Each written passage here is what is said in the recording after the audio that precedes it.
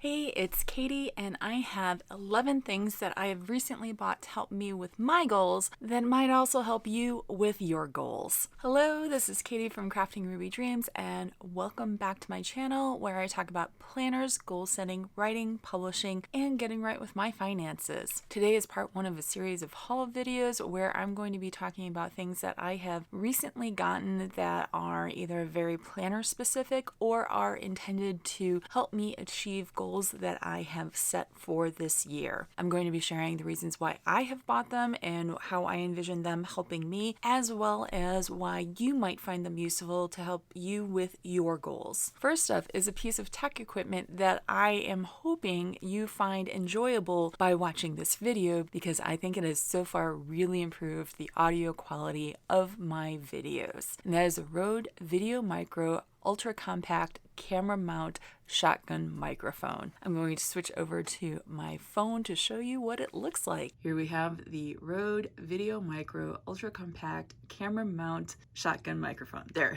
It's a very, very long name. So I have a Sony ZV-1, and the way I was looking at Røde microphones anyway, and there was another microphone from a different company that I was also looking at. And what I did is I went onto the B&H Photo website. So they have a guide with which microphones are compatible with various camera models. So I did a search for Sony ZV-1. This was a top result. It had very good reviews, and I'm so pleased. This is the dead cat portion, which makes it a lot bigger than it really is. So I'm just gonna move it around.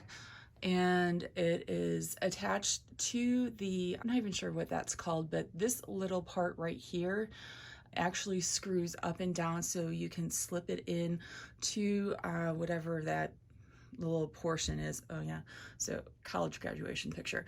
Anyway, so you can slip it in and then screw it back down to tighten it and secure it to the camera. And then it also has a cord that connects it to the audio input thing on my camera. So that is what it looks like, and yeah, it gets my blue camera. All right. Next up is A Year of Positive Thinking by Cyndie Spiegel, and I first heard about this book from Sam from Happily a Housewife here on YouTube and over on Instagram, and I was very drawn to it, not because I'm like particularly interested in, let's call them devotionals. This is not faith-based. This is definitely not faith-based, but it is mindset-based. As I've mentioned before with my CliftonStrengths, my number 3 strength is positivity. Since that is something that I have been kind of not necessarily struggling with, but wanting to support, I decided I just couldn't resist the positive thinking aspect about this, and so I decided to go ahead and order it. I bought this and the other books that I'm about to show you through Bookshop, which is an online storefront that has partnered with independent bookstores to provide them shipping all over the country. That way I'm able to support my local to me in DC loyalty bookstores. I love to support them because A, they are literally 2-3 blocks away from my office in DC, and B, they are so supportive of romance and really, really make an effort to both support and promote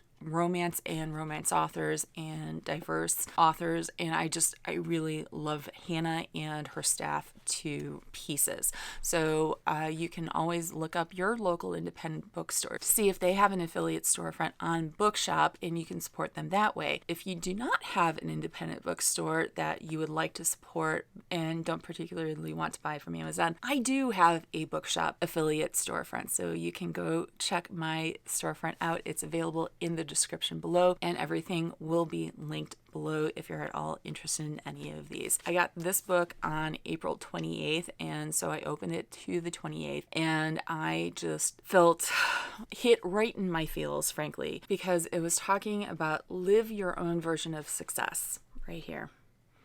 I just been talking about this with one of my coaches for CliftonStrengths just a few days before about needing to define my own vision of success, my own terms of success. So to have this arrive and have the entry for the day that it arrived be a reinforcement of that message I had just gotten a few days before, like I said, just hit me in the feels. And I'm really, really enjoying it. I haven't read it every single day, but when I have missed a few days, I will go back and read them. And it's just, some days it's just a couple sentences long, sometimes it's a paragraph. It's really great for working on your mindset if having a positive mindset, but not one based in toxic positivity is great. An example of this is the one for April 30th, where it's an exercise in stories. A story is simply that. And it talks about the stories that we tell ourselves and getting you to switch how you are talking to yourself. So are you telling yourself, like I frequently do, I'm bad with money, I'm always going to be in debt, and just not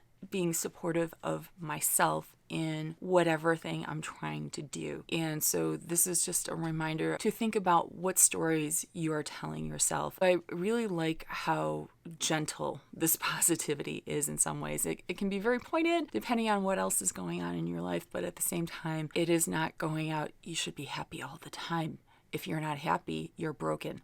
It doesn't do that. So I definitely recommend this. And again, it's A Year of Positive Thinking by Cyndie Spiegel. The next book I got, I actually put into my library's collection about 2 years ago, right around the time it first came out. And then last year I heard Lakin of Plan with Lakin talking about it and how she really enjoyed it. And it is Cook Once, Eat All Week by Cassy Garcia. And so there we go. I was really intrigued by it when I first selected it for my library and then got it in my hands and flipped through it. So I decided after hearing Lakin talk about it that I would put it on my wish list. Something that she pointed out is that she really wanted to get it spiral bound. I'm like, oh, I kind of like that idea too. When I was ready to buy, the spiral bound edition was not available, and it's only available on Amazon. So I do have it linked below directly to the spiral bound that was available a week after I ordered. If you prefer spiral bound for your cookbooks, check Amazon. Even if it's not currently listed, it looks like it just comes back as the company that produces the spiral bound edition has it in stock. So when it's not in stock, it's not listed. When it is in stock, it is listed. So I'm really looking forward to week 19, which is the one that Lakin really loves because I am a total fan of pork shoulder. And the recipes that are for week 19 are just all right up my alley. Here's week 19. Pork shoulder, Brussels sprouts, and sweet potatoes. And I really enjoy all three of those base ingredients. And so I'm looking forward to when I'm back to living on my own, making use of this to help me meal plan. And one of the reasons for me getting this cookbook in particular, along with the next cookbook, is I am looking for ways to support myself in getting my finances in order. So the getting right with my finances, one of the keys for that for me is my food budget. I know that meal planning helps me keep things in check. The thing for me is that I'm very much a mood eater, so I'm trying to find myself things that I enjoy that can also provide variety in what I eat. So this, I think, is going to be very helpful. I'm not planning on doing every single week necessarily, especially if it's very heavily tomato based, because I am not a tomato person. And again, this is Cook Once, Eat All Week by Cassy Garcia. Next up is a cookbook from one of my very favorite YouTube people, Jen Chapin. It actually releases today, May 4th, when this video is posting. So I was a little surprised I was able to have it shipped early since it was listed as a pre-order on the bookshop website. But they shipped it to me, and I'm not going to argue. It is Essential Pantry Cooking by Jen Chapin. I'm so happy for her, and this is a cookbook that is based around ingredients that you would typically find in most pantries and that you can stock up in your pantry if you don't already have them. So having something that is relatively strict on the number of ingredients that it includes, as well as focusing on things that are in your pantry, is another way to help you manage your food budget. I am really excited to try these. Not every recipe is going to be up my alley, but it was kind of funny because I showed it to my mom when I got it and she was flipping through and came across the salmon niçoise salad. She's like, wait, I think I have salmon in the fridge. And she had just gotten salmon like the day before from our grocery store. So she was really excited to try that. It is available in print and ebook, and I got this particular copy from Bookshop, so you can get it from independent bookstores and from Amazon, as well as the ebook if you are into ebooks. The next few books that I got are specifically for me to help me in research for writing the book that I have in mind to write, which is fiction. But I thought these might be useful to feature in case you are interested in reading nonfiction, if you're interested in reading memoirs, if you're interested in reading how-to books. If you have reading as a goal for yourself, these are some books that I found interesting mainly for a specific project in mind, but you might find interesting just based on the topic. And if I do write the book and you find these books interesting, you might find my book interesting if I finish it. And I will. First up is a memoir of a woman butcher from England and her experiences becoming a butcher and being introduced to the profession and things that she learned about the profession with it being extremely male dominated, and with her first being a teenager and then a young woman in the industry. It is called Girl on the Block by Jessica Wragg, and it is, frankly, I just love the cover. It was originally published in 2019. It is only available in hardcover if you want a hard copy, but it is also available as an ebook. The subtitle is A True Story of Coming of Age Behind the Counter. So again, it's about a woman butcher and her experiences in the butcher industry. Next up is a book that I actually grabbed the advanced reader copy of. I had read a few pages of, and then when I got this particular story idea that I'm writing, I was like, wait, I need to read a memoir about this particular topic.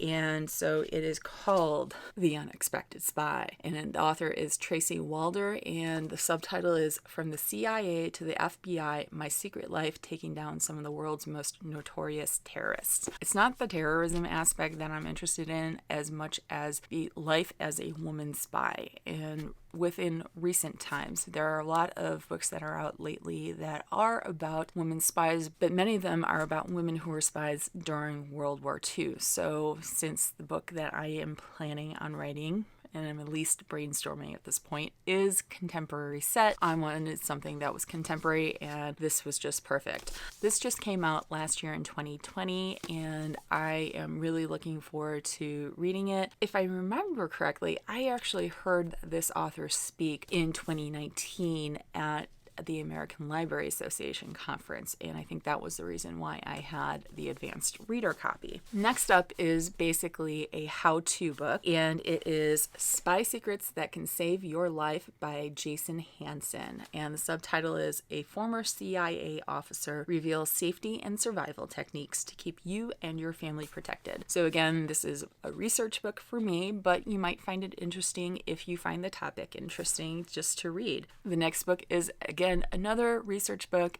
about spies, and that is the official CIA manual of trickery and deception, and this is by H. Keith Melton and Robert Wallace, and this particular book is based on manuals written by a magician, John Mulholland, that were done to assist CIA officers in the 1950s do tradecraft. And again, this is research, and but if you're at all fascinated by spies and spycraft the way I am, you might find this interesting reading. Next up are a couple of notebooks that I have recently gotten for very specific projects. First is MäksēLife's Dot Grid notebook.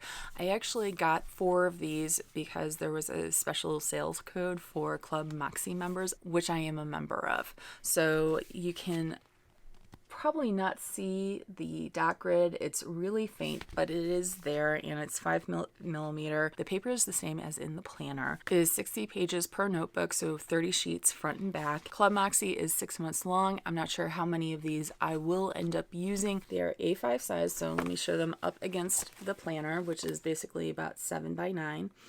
I'm really looking forward to using them since I really enjoyed the paper in the planner, and these are also lay flat completely, so really useful, and I already know my favorite pen works in them.